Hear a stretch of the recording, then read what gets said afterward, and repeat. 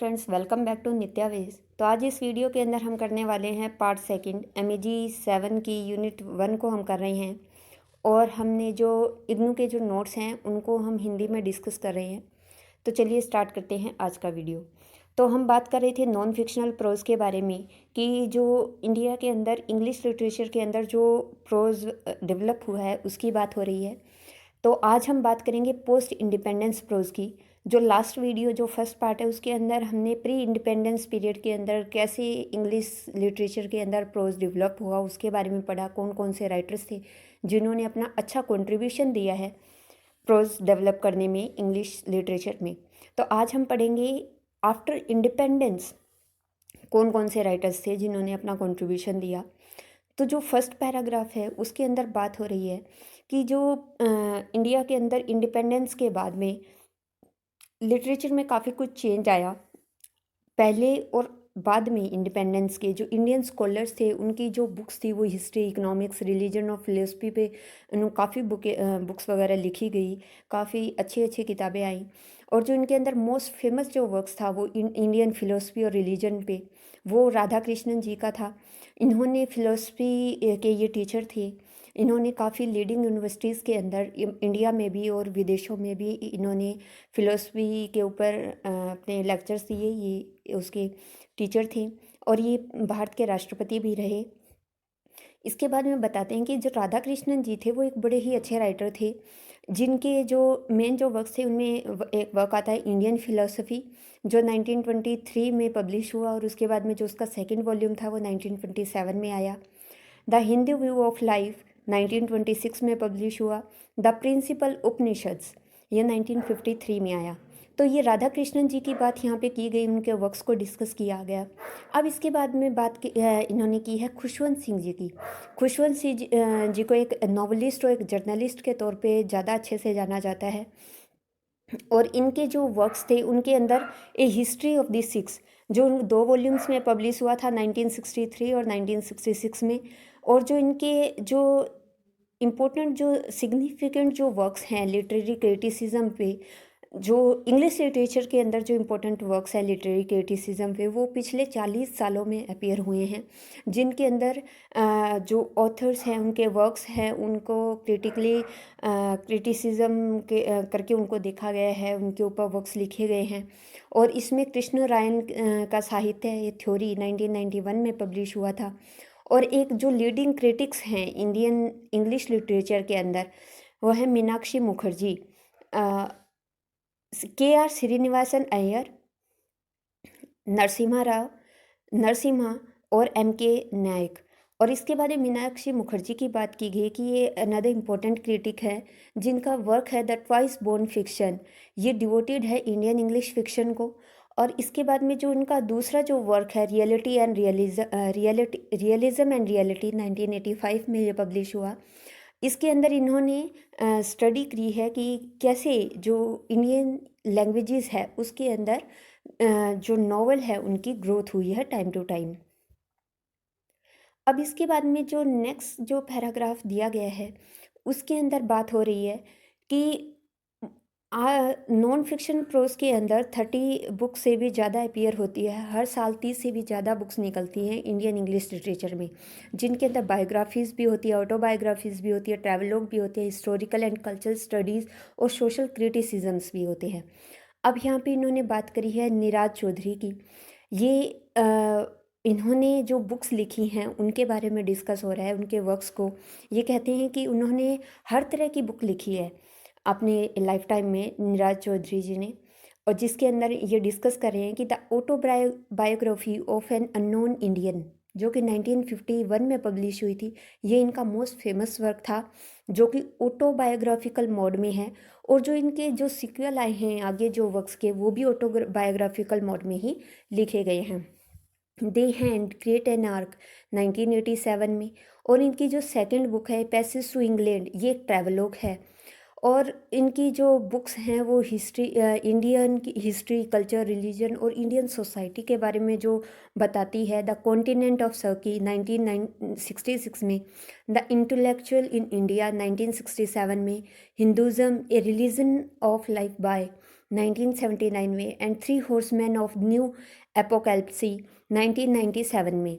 Biographies जो हैं इनके अंदर scholars extraordinary, the life of Max Muller 1974 में, जिसमें इन्होंने साहित्य अकेडमी अवार्ड भी जीता था, और क्लाइव ऑफ इंडिया, ये इन्होंने 2 बायोग्राफीज़ भी लिखी है।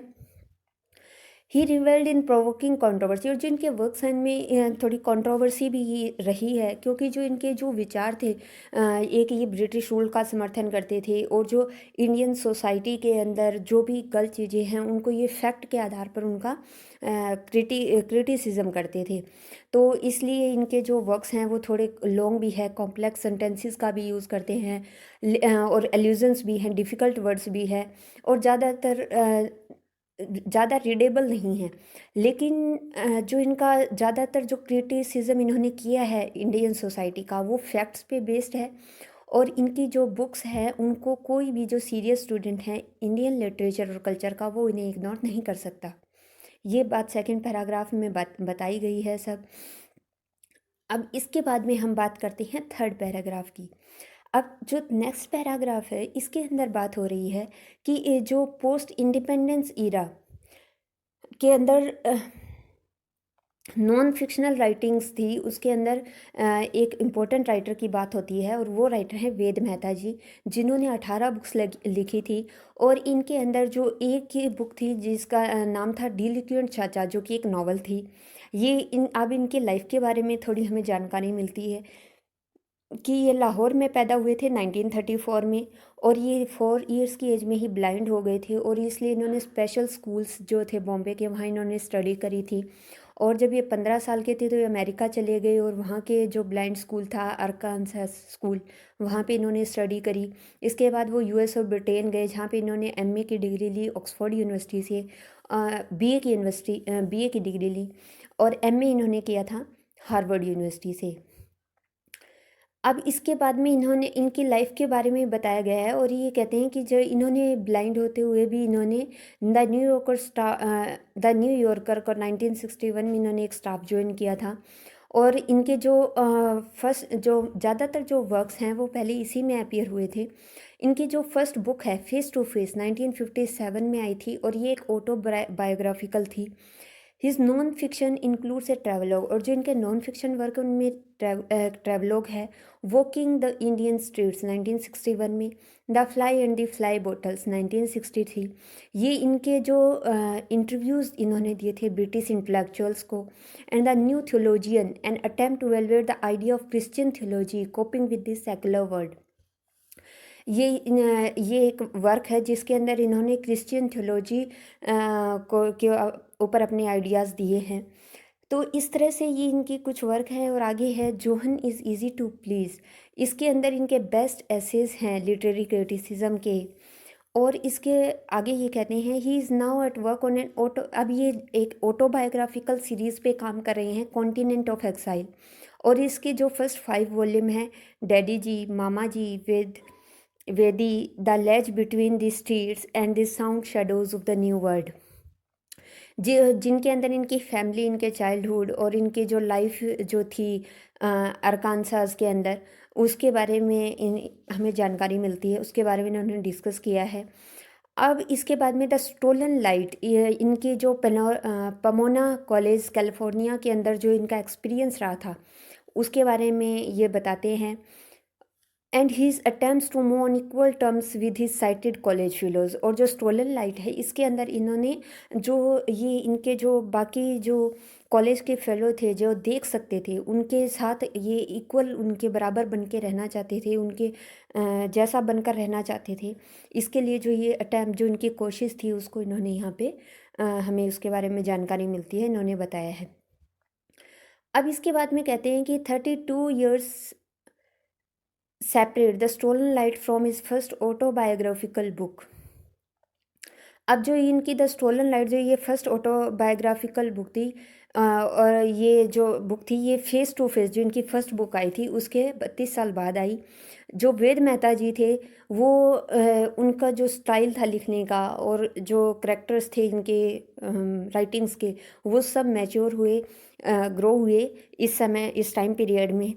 Quite unlike Niraj Chaudhary, who reveals no change in the 36 year which separate the two volumes of his autobiography, जबकि जो निराज चौधरी जी थे उनसे कंपेयर करके बताते हैं कि उनका 36 ईयर्स के अंदर जो उन्होंने अपनी राइटिंग्स लिखी, जो और उसके अंदर फर्स्ट राइटिंग से लेकर जो 36 ईयर बाद की जो उनकी ऑटोबायोग्राफी आई, उन 2 वॉल्यूम्स के अंदर ज़्यादा कोई डिफरेंस नहीं था राइटिंग में, जबकि इनकी जो राइटिंग्स थी उसमें काफ़ी कुछ चेंजेस आए।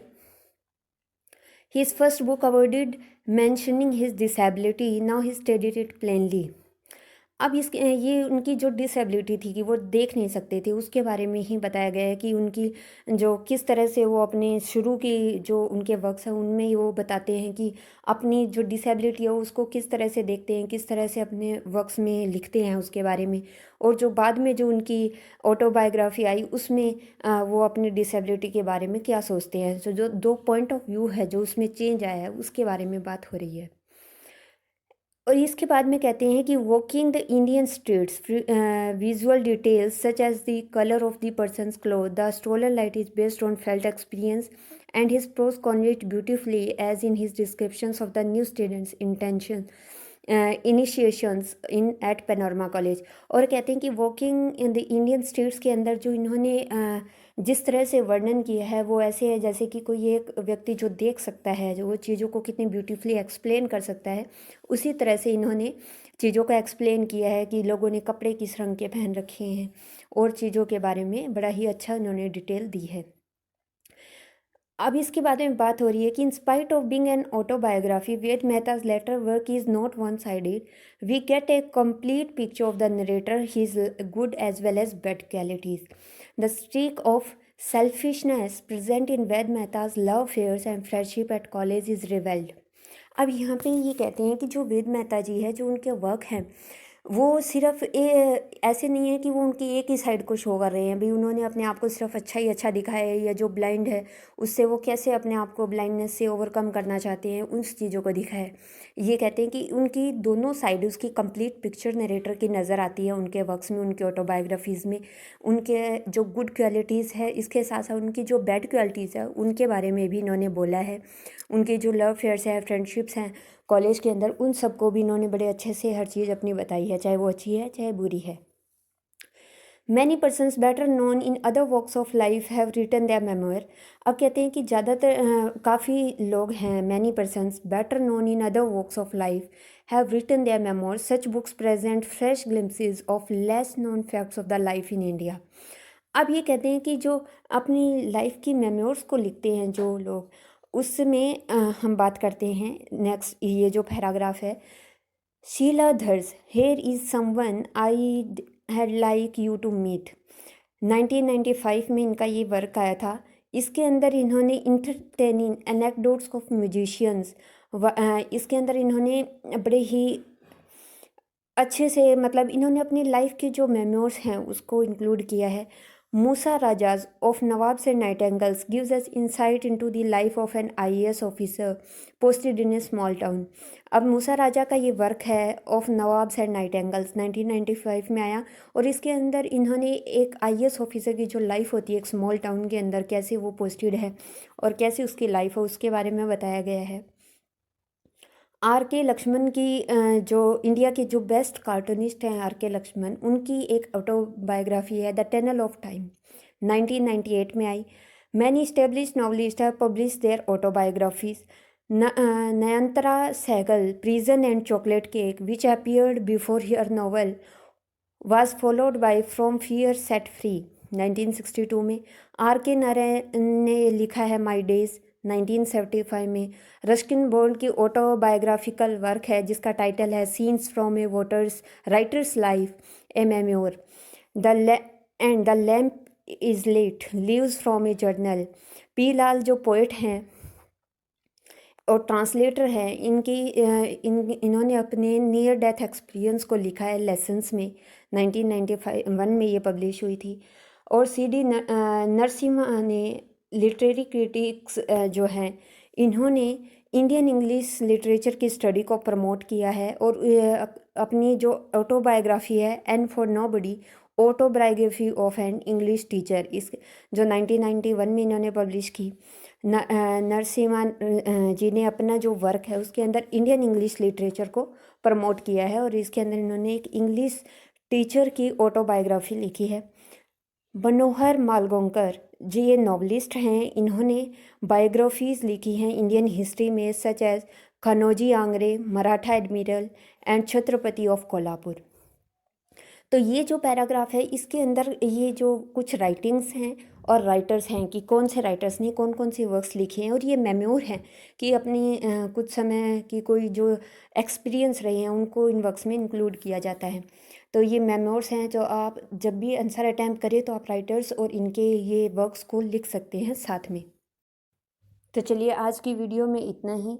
अब नेक्स्ट वीडियो के अंदर हम करेंगे नेक्स्ट पैराग्राफ से।